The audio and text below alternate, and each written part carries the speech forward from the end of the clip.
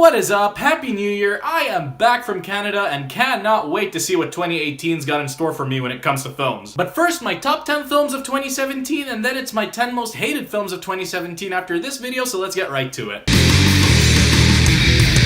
I know I'm not the only one who assumed that the Lego movie would be a giant advertisement for Legos before being released. Of course, it turned out to be a vigorously thoughtful piece of work, and the Lego Batman movie is certainly no different thanks to its clever script. Derived from the Batman canon and the geek universe, the witty jokes come in quick succession and will probably crack your ribs from laughter. The film also had a genuine desire to explore the components that make Batman the character that he is, so from an emotional standpoint, the script doesn't come off as maudlin and we thus get results. Let's not forget that the Lego Batman movie is visually out of this world. The breathtaking animation alone was worth the price of admission.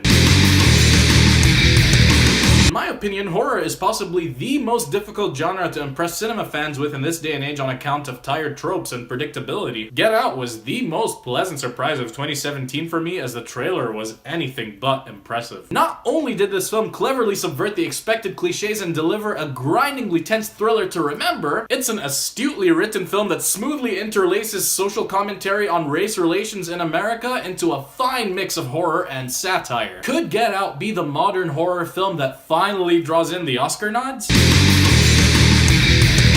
Logan is the best X-Men film I've seen in years. It's proof that you don't need to water things down in order to draw in a crowd. It's a harrowing and brutally honest tale revolving around the themes of love, family, friendship, redemption, and mortality. The name of the game is treating the characters like human beings and making the stakes at hand feel as real as possible, and Logan beat that by a landslide. Consolidating all the facets of Logan's excellent script is the incredible cast. They played their parts with such a flaming passion, I started to question why it was suddenly feeling a bit warmer in my air-conditioned theater.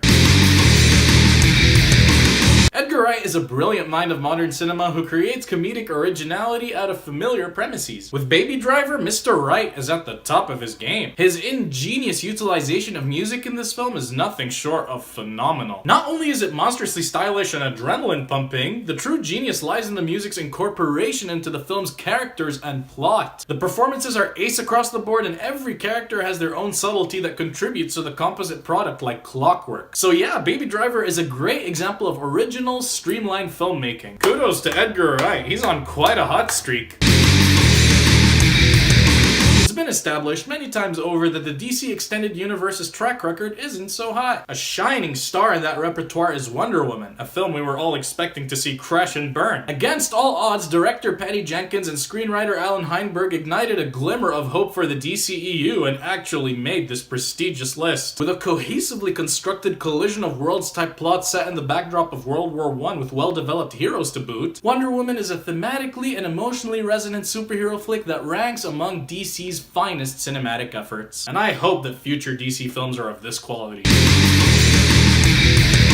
So Christopher Nolan is one hell of a visionary. His style is partly denoted by dialogue, so he took an enormous risk with Dunkirk, a film substantially shorter than his previous entries and very light on dialogue. Though on the surface Dunkirk may look like a cacophonous, continuous action sequence with a lack of character development, it's actually a whole lot deeper. Nolan's artistic prowess is on full display here as he allows his creative camera shots, fist-clenching tension, and his cast's body language to do the storytelling and thematic work. In turn, he made a masterpiece of war cinema with none of the expected war tropes or even blood. It takes real skill and cojones of steel to pull off such a monumental feat. I'm telling you, this is the kind of film that would be used by instructors as a reference for film students.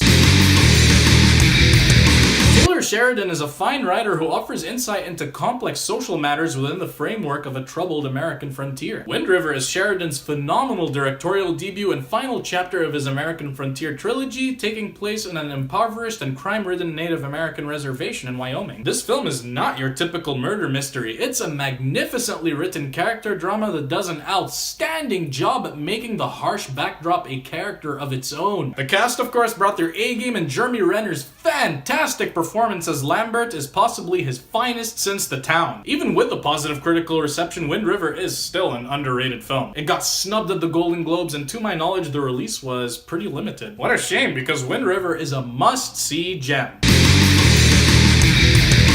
Pixar is no stranger to quality. They have churned out some fine pieces of animation over the years. Oscars. Toy Story 3 even earned itself an Oscar nomination for Best Motion Picture of the Year. The director behind that masterwork also helmed Coco, a stunner that could very well end up getting another nomination of such prestige. Coco is another one of those animated greats that adults can appreciate even more than children on account of its thematic potency and lasting message, anchored by a tight script full of twists and turns and perhaps Pixar's most enchanting experience in the visual department since Inside Out. You'll laugh, you'll cry, and you will feel utterly fulfilled. You really can't go wrong with this one. It's a winner.